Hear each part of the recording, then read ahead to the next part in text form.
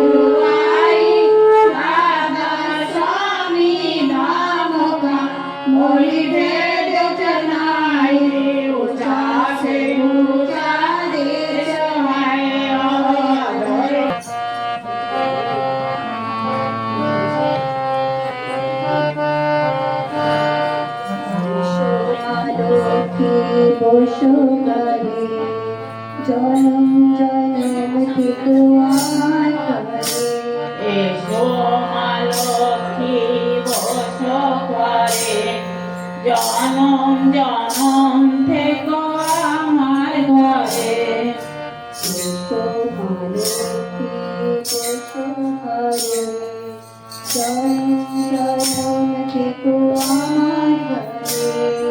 এসো মা লক্ষ্মী বসো ঘরে জনম জনম থেকে আমার ঘরে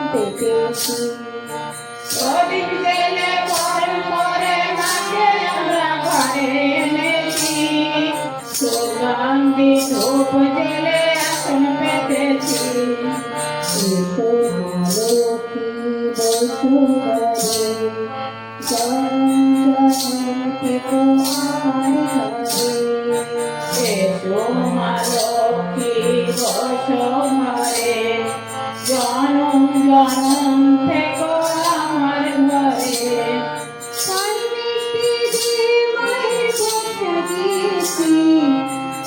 চন্দন দিয়ে মায়ের পদে দিয়েছি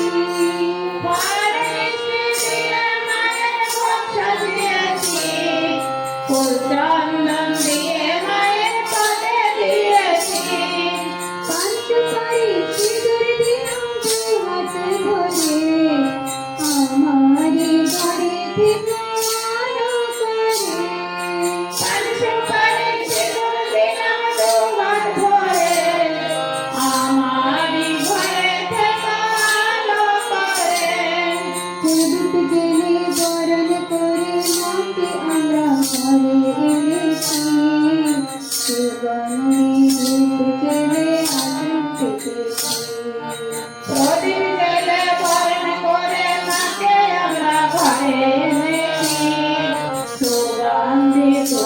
জেলে এখন পেতেছি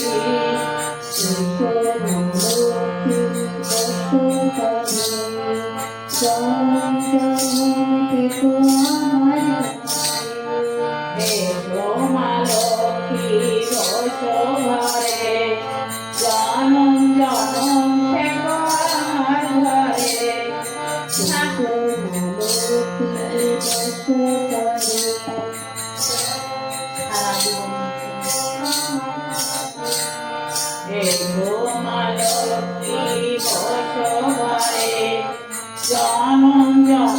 জগৎজননী বড় মা শ্রী শ্রী লক্ষ্মী মায়ের ব্রত কথা আত্মাচারী আরম্ভ। শোনো শোনো সর্বজনে অতি ভক্তি ভাবে লক্ষ্মী মায়ের ব্রত কথা প্রচারিত ভবে। গুরুবারে ভক্তি ভাবে যত নারীগণ করিবে লক্ষ্মীর পূজা হয়ে এক মন। ধন জনে বাড়ে আর পুত্রের পুত্র ষোড়শী দেবীর গুণে হলো মূল সূত্র। যুগে যুগে আসেন তিনি লক্ষ্মী ঠাকুরানী নারী শিক্ষা দিয়ে যান হয়ে নারায়ণী। কেমন এতে স্বামী ভক্তি করিলে জগতে মাতৃগানে পূজা করে এই পৃথিবীতে। স্বামী সুহাগ সেবার গুণে ধন বৃদ্ধি হয় লক্ষ্মী রূপে শ্রী শ্রী বড় মা দেখালেন তাই। সদাচারে থাকলে ঘরে লক্ষ্মী বাধা রয় অনাচারে থাকলে তার বিধি বাম হয়। প্রভাতে ছড়া জাটি সন্ধ্যা দেয় বাতি লক্ষ্মী বলে তার দ্বারে আমার বসতি। যে সংসারে সর্বদাই ঝগড়া ঝাঁটি হয় লক্ষ্মী ছেড়ে চলে যায় জানিও নিশ্চয়।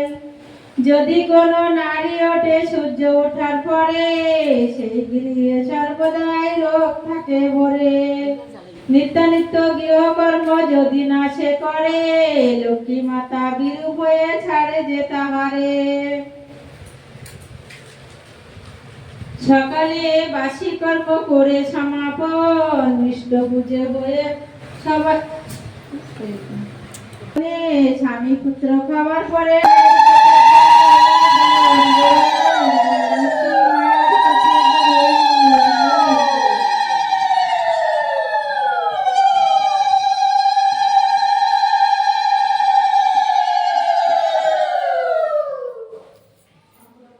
মীনা মা আমার সুন্দর ঠাকুর পাঁচালি পাঠ করে লক্ষ্মী ঠাকুর পাঁচালি মা মঙ্গল কামনা জানাই আমি ঠাকুরের শ্রীচরণে।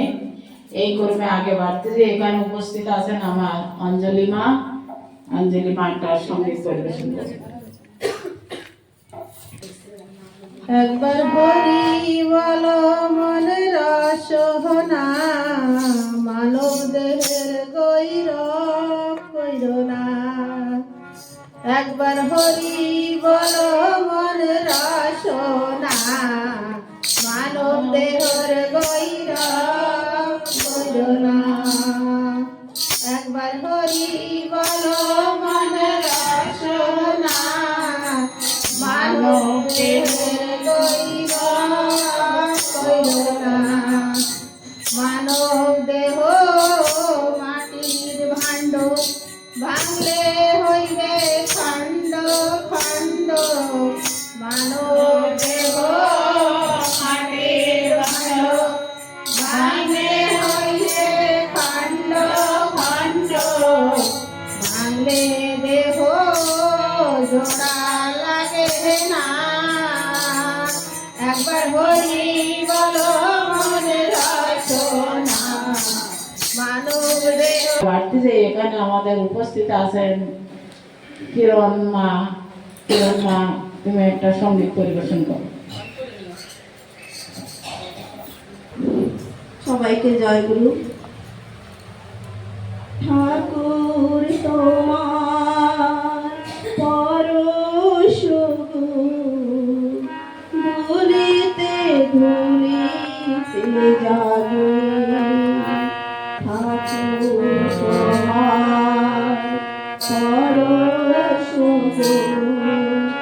ধুলিতে ধুলিতে জাগে।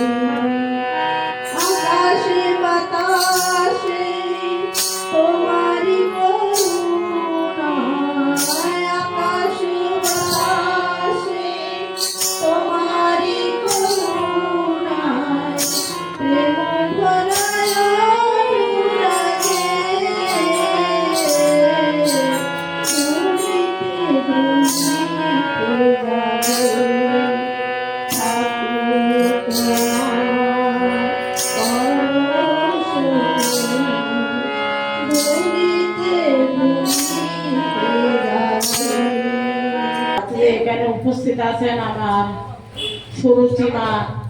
সুরুচিমা, তুমি একটা সুন্দর সঙ্গীত পরিবেশন করো, আসরকে জমাই দাও। সবাইকে জয়গুরু। আর একটু বেতালের বাজাবেন না দয়া করে, গান টান সব গড়বড় হয়ে যায়, এক গলায় সাথ দিচ্ছে না, আর সব বেতালে বাজাচ্ছে। তোমার ত্রিশক্তি জাগো তোমরা, সবাই করি আহ্বান, মোরা একই সাথে সবাই মিলে গাই শ্রী শ্রী বড় মার গান। বড় মা, বড় মা, শ্রী শ্রী বড় মার গান। বড় মা, বড় মা, শ্রী শ্রী বড় মার গান।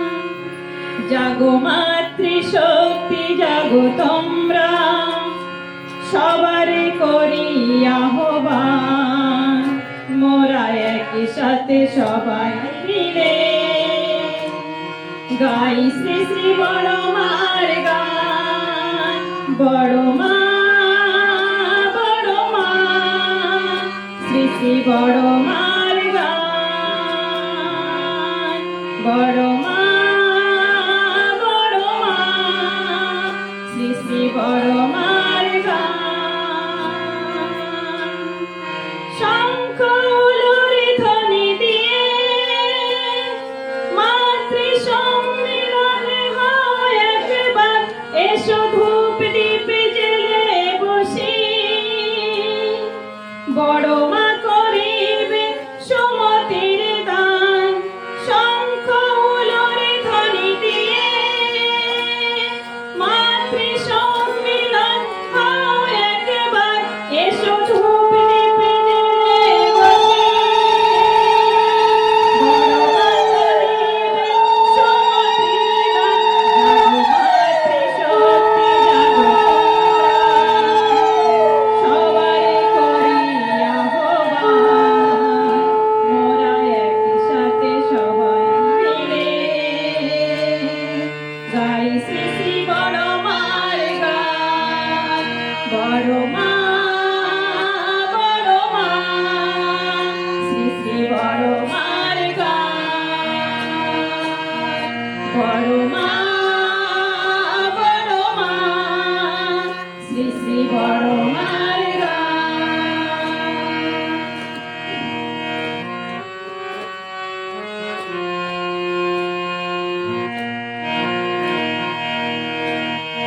বদনেতে যার মৃদু হাসি, তাই তো তোমায় এত ভালোবাসি, তুমি প্রিয় পরমের ঘরণী। বড় মা মোদের প্রাণ। বদনেতে যার মৃদু হাসি, তাই তো তোমায় এত ভালোবাসি, তুমি প্রিয় পরমের ঘরণী। বড় মা মোদের প্রাণ। জাগো মাতৃশক্তি জাগো তোমরা, সবারে করি আহ্বান, মোরা একই সাথে সবাই মিলে গাই শ্রী শ্রী বড় মার গান। বড় মা, বড় মা, শ্রী শ্রী বড় মার গান। বড় মা, বড় মা, শ্রী শ্রী বড় মার গান। এসো সব জাতি ভেদ ভুলে ডাকিব মোরা সদা মামা বলে, ভুবন মোহিনী মাঝে মোদের তব লীলা অবিরল। এসো সব জাতি ভেদ ভুলে ডাকিব মোরা সদা মামা বলে, ভুবন মোহিনী মাঝে মোদের তব লীলা অবিরল। জাগো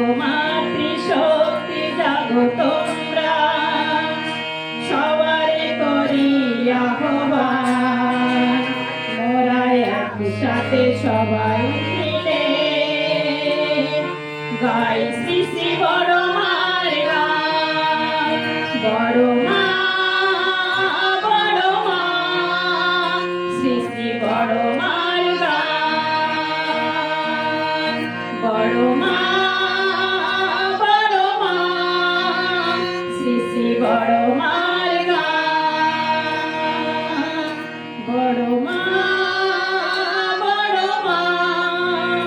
শ্রী শ্রী বড় মার গান।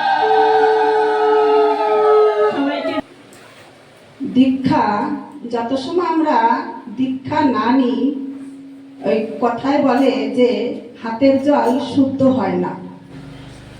তার মানে হচ্ছে যে আমরা সেই দক্ষতাটা অর্জন করতে পারি না। দীক্ষা বিনে দক্ষতা অর্জন হয় না। যত সময় আমরা ওই পরম পিতার সাথে যুক্ত হব না, তত সময় আমাদের কোনো পুজো পাঠ কিছুই কোনো কাজ আসে না। কেন কি আমরা সেই দক্ষতাটা অর্জন করিনি।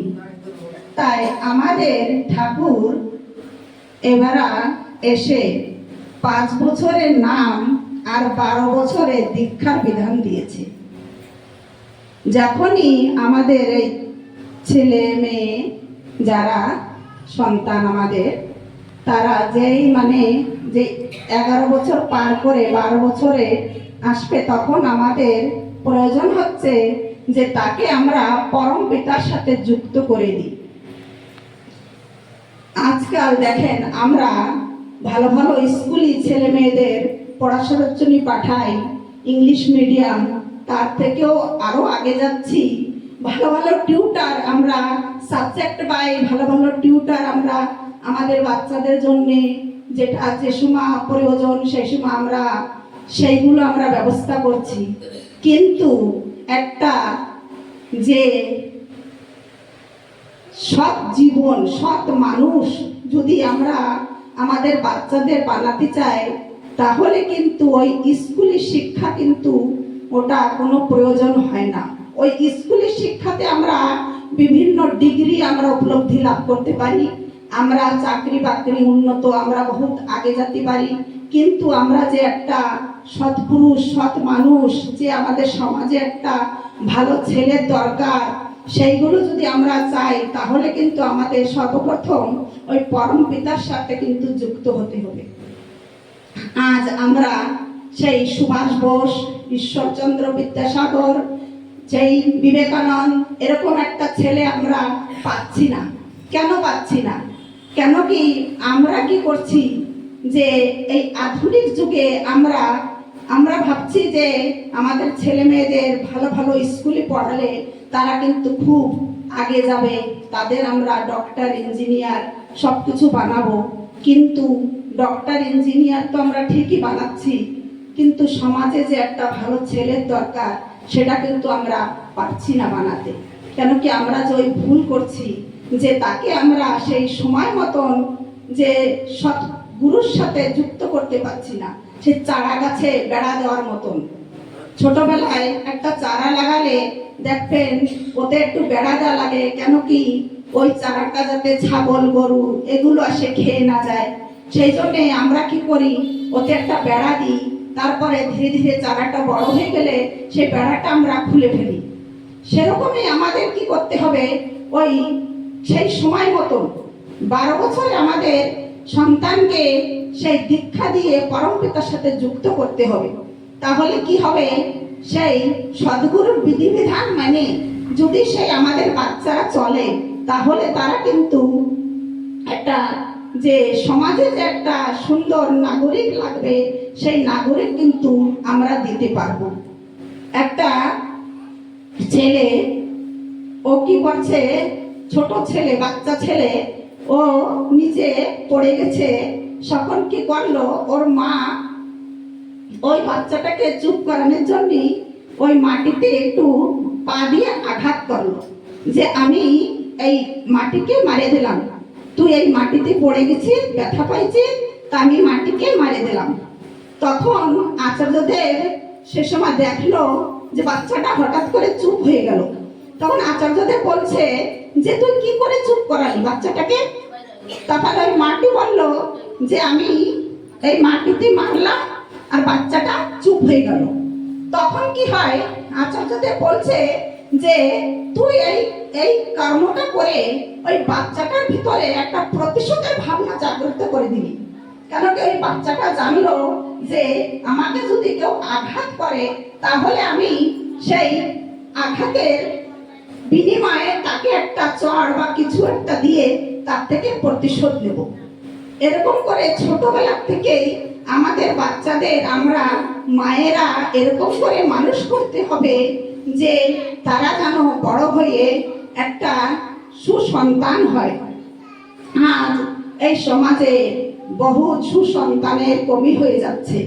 কেন কি ঘরে ঘরে ছোট ছোট ছেলে পেলে আজ দেখছি যে অল্প বয়সে বাচ্চারা এত নেশা প্রবৃত্তি, এত আগাম কুকাম সবকিছু পরিণত হচ্ছে। কেন হচ্ছে? এর কমিটা কোথায়? এর কমি হচ্ছে আমরা মায়েরা। আমরা পারছি না যে আমাদের বাচ্চাদের সেই সৎ পথে নিয়ে যেতে। কেন পারছি না? সেই সদ্গুরুর সাথে আমরা তাকে যুক্ত করতে পারছি না। আর তারপরে যুক্ত করলেও তার বিধিবিধানগুলো তাদেরকে আমরা মানাতে পারছি না। সেই জন্য কি হচ্ছে, এই বাচ্চারা আজকাল এত নেশার প্রবৃত্তিতে জড়িত হয়ে যাচ্ছে। তা আমরা সবাই মায়েরা যদি একটু চেষ্টা করি যে আমাদের বাচ্চারা সৎ পথে চলুক, ভালো হোক, সেই যদি একটু চেষ্টা করি তাহলে ঠাকুরের বিধিবিধান, সকাল বিকাল প্রার্থনা, সকালের প্রার্থনা যদি আমরা নাও ধরতে পারি, নানান রকম কাজের ব্যস্ততা, তাহলে আমরা কিন্তু ওই সন্ধ্যাকালীন প্রার্থনাটা কিন্তু সবাইকে নিয়ে বসে করার দরকার। কেন কি ওই সন্ধ্যাকালীন প্রার্থনা করার পরে যেন বাচ্চারা আর ওই ঘরের বাইরে না যায়। কেন কি যত আকাম কুকাম এই সবগুলো কিন্তু ওই সন্ধ্যাকালীন অন্ধকারে কিন্তু হয়। সেই জন্য আমাদের প্রয়োজন যে সন্ধ্যার সময় ওই যে আমাদের ঠাকুর যে প্রার্থনা নিয়মটা দিয়েছেন সেটা কিন্তু একটা বাউন্ডারি। ওই বাউন্ডারি হচ্ছে যেরকম লক্ষ্মণ রেখা, যে লক্ষ্মণ যে সীতাকে দিয়ে গেছিল তার থেকে বেরোলে যে কি একটা ভয়ঙ্কর অপরাধ তিনি করেছিল, সেরকম যেন এই সন্ধ্যাকালীন প্রার্থনার পরে যেন কোনো ছেলে মেয়ে ঘরের থেকে না বেরোয়। তাহলে কিন্তু এই নানান বিধি আকাম কুকাম এসবে কিন্তু তারা লিপ্ত হতে পারে। সেজন্যই আমাদের মায়েদের প্রতি প্রত্যেকের দরকার যে আমাদের বাচ্চাদের নিজেদের খেয়াল রাখতে হবে। তারা কি করে ভালো পথে চলে সেগুলো নিজেদেরই খেয়াল রাখতে হবে। কেন কি একটা মাই পারে একটা সুসন্তানের নির্মাণ করতে। ঠাকুর বলেছেন যে তোমরা মায়েরা ধারণ করো, তোমরা পোষণ করো, তোমরা পালন করো, তোমরা 14 আনা দায়িত্ব তোমাদের। মাত্র 2 আনা দায়িত্ব হলো দাদাদের দিয়েছেন ঠাকুর। 14 আনা দায়িত্ব কিন্তু এই মায়েদের উপরে। মায়েরাই পারে একটা সুসন্তান নির্মাণ করতে। সেই জন্যই সবার কাছে অনুরোধ যে আমাদের ছেলে মেয়েকে আসেন ঠাকুরের সাথে যুক্ত করে দেন আর তার বিধিবিধান নিয়ে ভালো করে ছেলে মেয়েদের পালন পোষণ করে। জয় গুরু।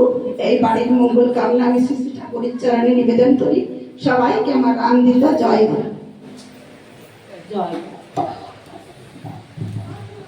সবিতা মা সুন্দর ইষ্ট প্রসঙ্গ করলেন।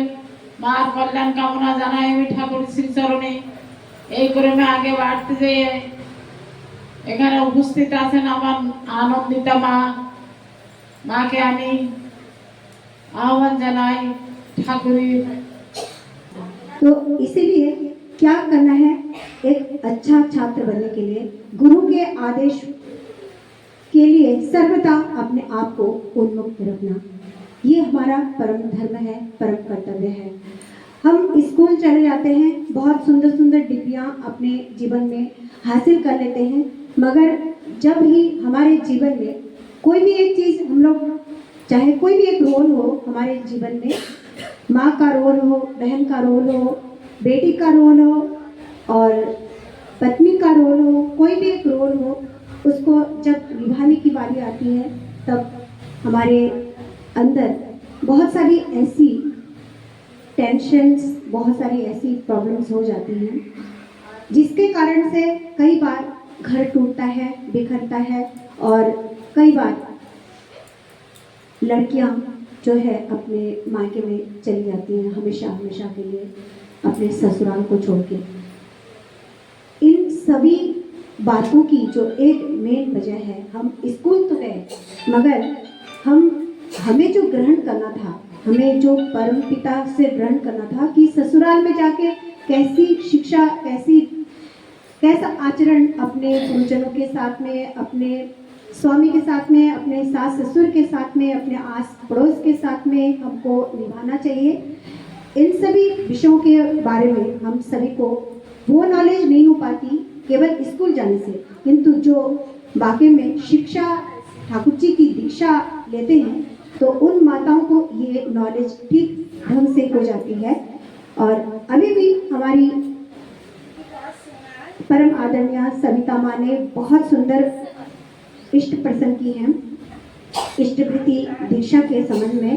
तो इस बारे में तो आप लोग सुन ही चुके हैं कि दीक्षा हमें इसीलिए लेनी चाहिए ताकि हमें दक्षता आए, और ये दक्षता केवल ठाकुर जी की दीक्षा ही हम लें और कुछ ना करें इससे नहीं आएंगी। ये दक्षता आएगी जब ठाकुर जी के जो नियम है, कानून है, उनको अपने जीवन में हम फॉलो करेंगे, उनके आचरणों को अपने जीवन में मान के चलेंगे। जैसे ब्रह्म मुहूर्त में उठना, अपने हाथ मुंह धो के फ्रेश होना, ड्रेस चेंज करके जो है इष्टार्घ निवेदन करने का एक नियम है। उसके उपरांत हम जो है यदि कोई उसी साथ साथ में, क्योंकि माताओं की बहुत सारी प्रॉब्लम्स भी होती हैं, जैसे बच्चे स्कूल जाते हैं, स्वामी की ड्यूटी होती है या सांसारिक और भी कर्म होते हैं, किंतु उन कर्मों को भी करना है और थोड़ा सा यदि हम लोग जल्दी उठ जाएं तो ये मैनेज हो सकता है। जैसे अगर 4 बजे हम लोग उठ जाएं, एक नियम बना लें तो सुबह का सब कुछ साफ सफाई के साथ साथ में स्नान, पूजा पाठ और अपने स्वामी, अपने बच्चों, अपने सास ससुर की सबकी जिम्मेदारी भी निभा सकते हैं। और जब हम लोगों को बहुत थकान हो जाए उसके लिए हम सभी को एक ठाकुर जी ने निर्देश दिए है शवासन, जिसको आप लोग जानते होंगे। शवासन जो एकदम जैसे शब्द जैसे पड़े होते हैं, 5 से 7 मिनट का ये नियम होता है। ये यदि ये किया जाए और मतलब नाम करना चाहिए उस समय सो के एकदम अपने बेड पे, जब सब लोग चले जाए घर में, एकदम आप लोग थक जाए तो माताओं के लिए बहुत अच्छी, खाली माताओं के लिए ही नहीं सभी के लिए ये निर्देश ठाकुर जी ने दी है कि शवासन दिन में 5 से 7 बार भी हम कर सकते हैं।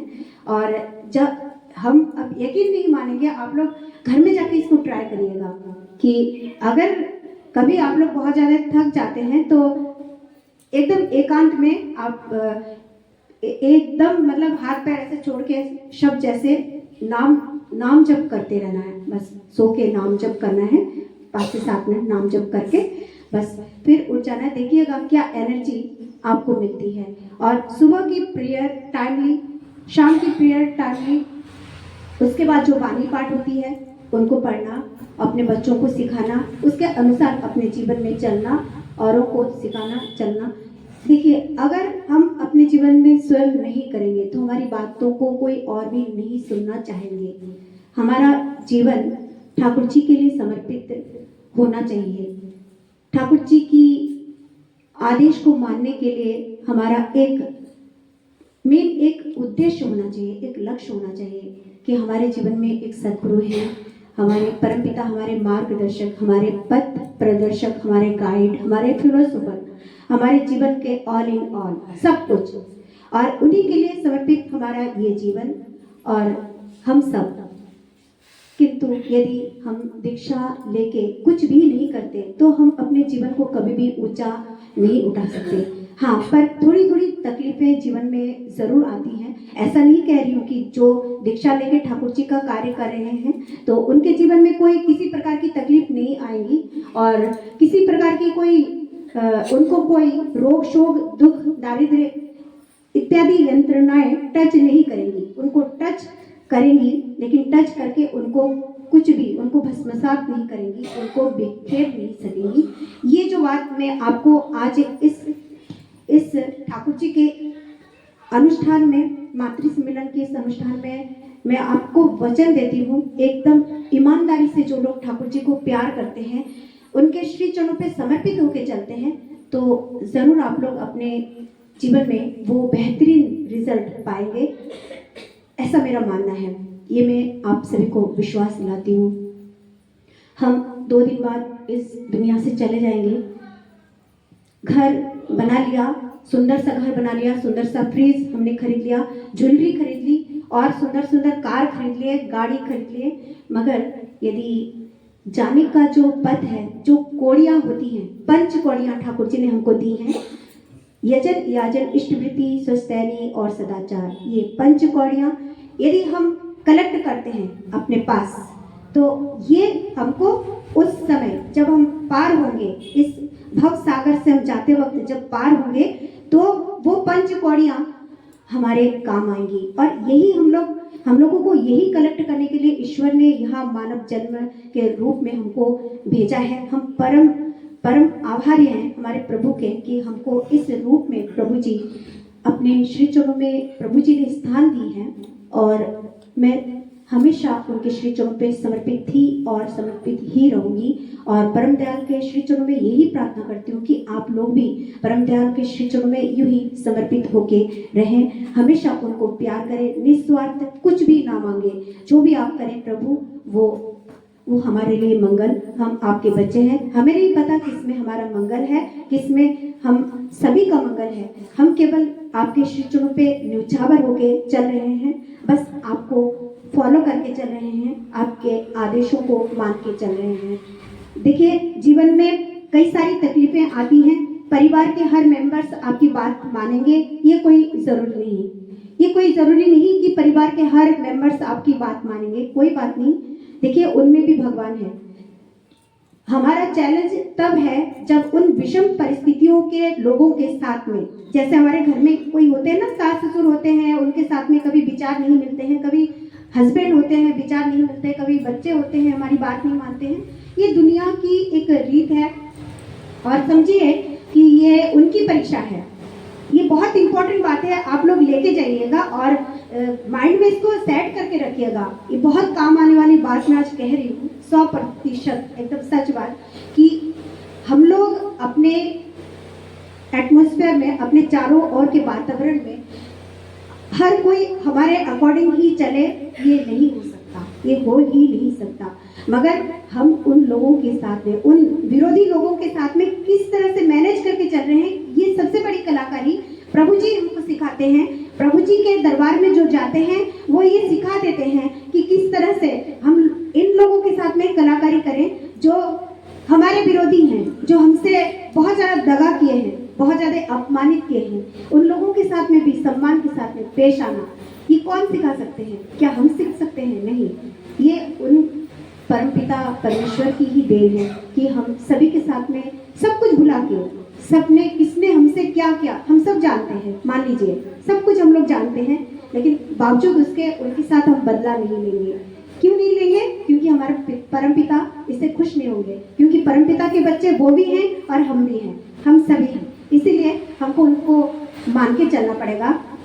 ठाकुर जी की एक वाणी इस संबंध में मैं कहना चाहती हूँ कि यदि तुम्हारे साथ किसी ने कोई ऐसा व्यवहार किया जो सच में तुम्हारे हृदय को बहुत चोट पहुंचाती है, तो तुम उसके साथ में ऐसा व्यवहार करो जिससे वो अनुतप्त हो, जिससे वो अनुतप्त हो, मतलब वो अंतर में ये सोचे कि मैंने तो उसके साथ में इतना बुरा व्यवहार किया, उसके बावजूद भी उन्होंने हमारे साथ इतना अच्छा व्यवहार किया, कितनी अच्छी बात है उनमें।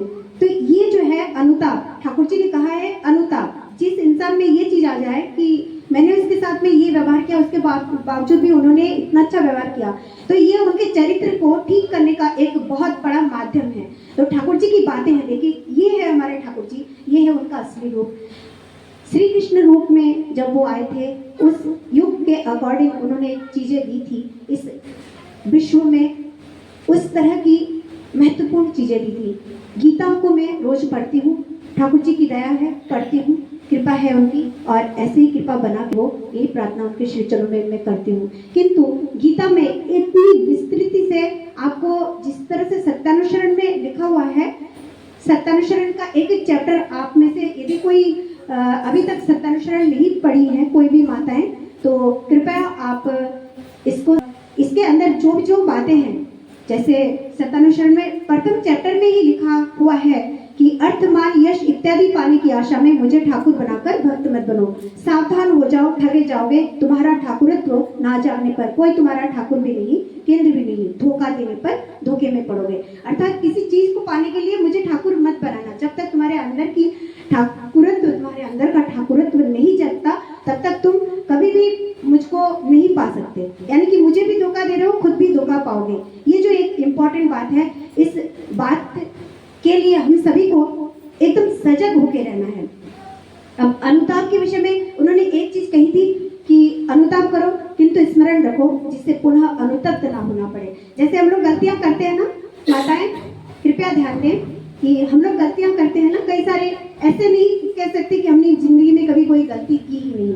तो यदि हम लोग गलती करते हैं, किसी के साथ में कोई अपराध करते हैं, तो आज वो समर्पण करने की बेला है। आज वो समर्पण की एक ठाकुर जी के श्री चरण है, यहाँ वो अनुष्ठान चल रहा है। आज वो समर्पण हम लोग कर दें कि पुनः ये गलती हम लोग नहीं करेंगे। ठाकुर जी की वो वाणी मैं जरूर कहना चाहूंगी कि अनुताप करो किंतु स्मरण रखो जिससे पुनः अनुतप्त ना होना पड़े।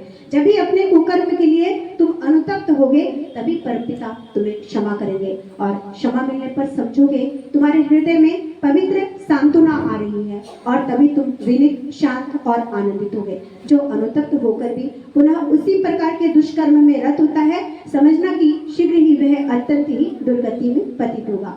सिर्फ मौखिक अनुताप तो अनुताप है ही नहीं, बल्कि वह अंतर में अनुताप आने का और भी बाधक है। प्रकृत अनुताप आने पर उसके सभी लक्षण ही थोड़ा बहुत प्रकाश पाते हैं।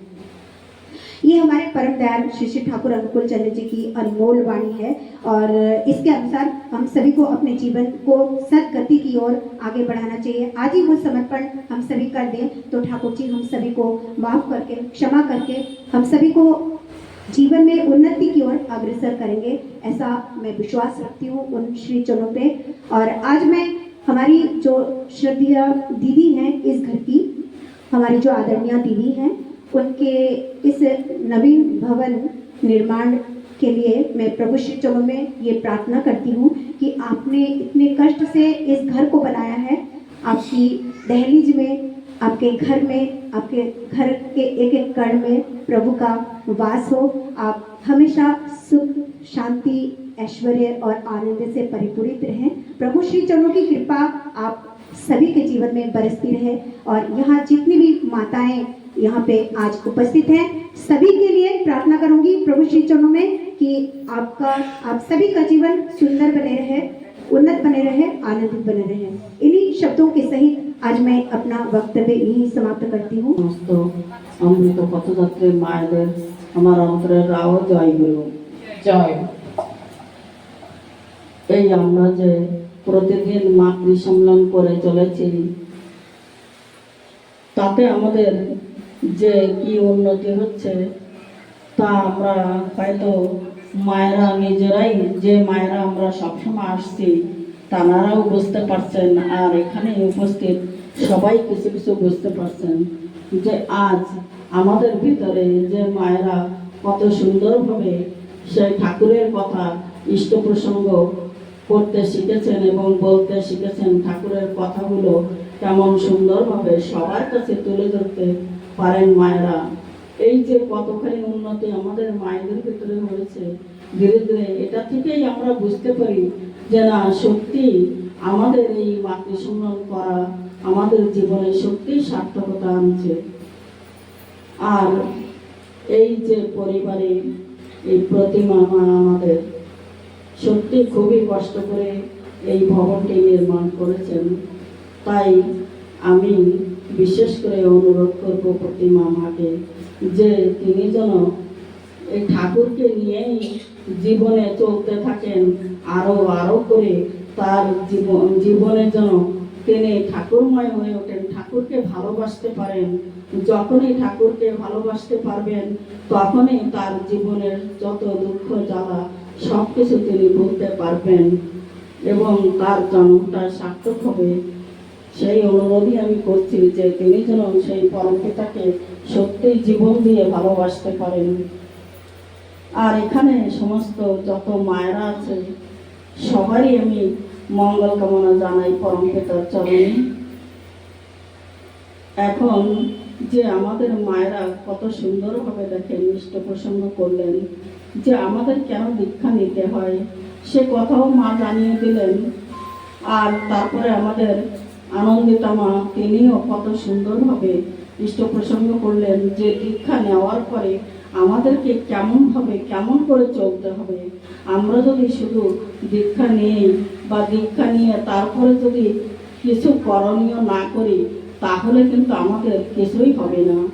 যেমন আমরা সাধারণ একটি কথা প্রতিটি মায়েরা কিন্তু এই কথাটা সাধারণ কথাটা বুঝতে পারবেন যে আমরা যখন ভাত রান্না করতে যাই আমাদের পেটের দায় তখন কিন্তু ওই যে ভাতটা কত কষ্ট করে জোগাড় করতে হয়। ওই ধানটা বীজটা জমিতে ফেলতে হয়, চাষ করতে হয় জমি, তারপরে বীজটা ফেলতে হয়, জল লাগে, তারপরে খাদ লাগে, বহু কষ্টের পরে তারপরে সেই ধান ফসলটা যখন উঠে যায় তারপরে সেটাকেও আবার সেই মেশিনে দিয়ে কোটাই করতে হয়। আগে তো ঢেকিতে দিয়ে মানুষের চাল বানাতো, এখন তো মেশিন দিয়ে করে।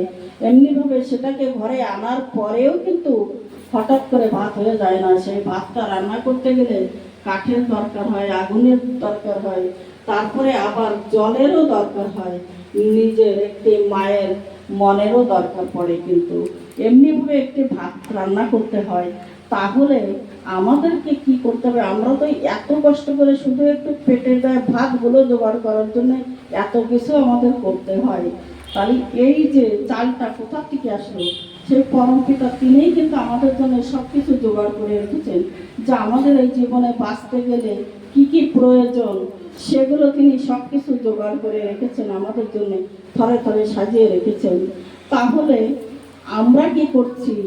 আমরা শুধু তার সঙ্গে একটু যুক্ত হব। তিনি যখনই যুগে যুগে আসেন আর তিনি বারবার আমাদেরকে ডাকছেন, তোরা আয়, তোরা আমার কাছে ছুটে আয়, তোরা যত পাপ করে থাকিস, গো হত্যা, স্ত্রী হত্যা, যা কিছুই করে থাকিস না কেন আমার কাছে ছুটে আয়, আমি সব তোদের পাপ ধুয়ে মুছে সব কিছু ফেলে দেবো।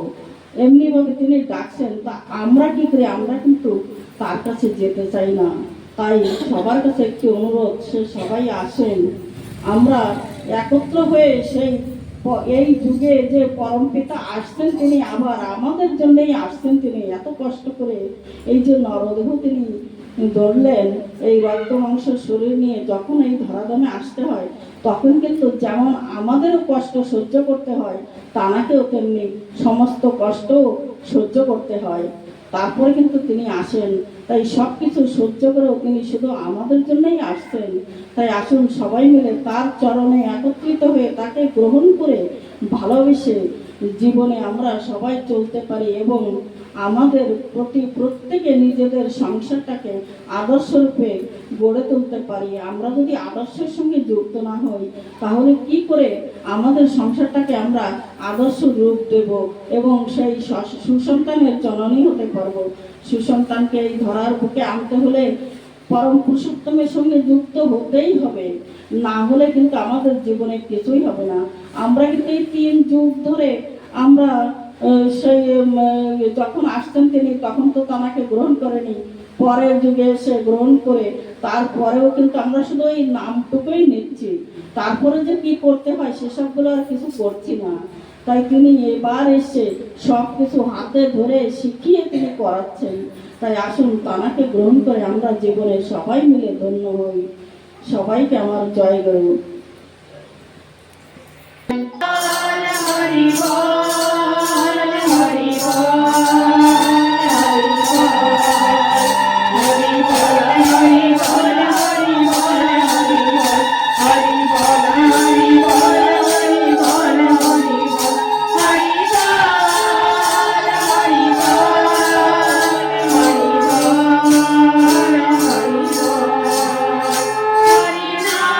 Hare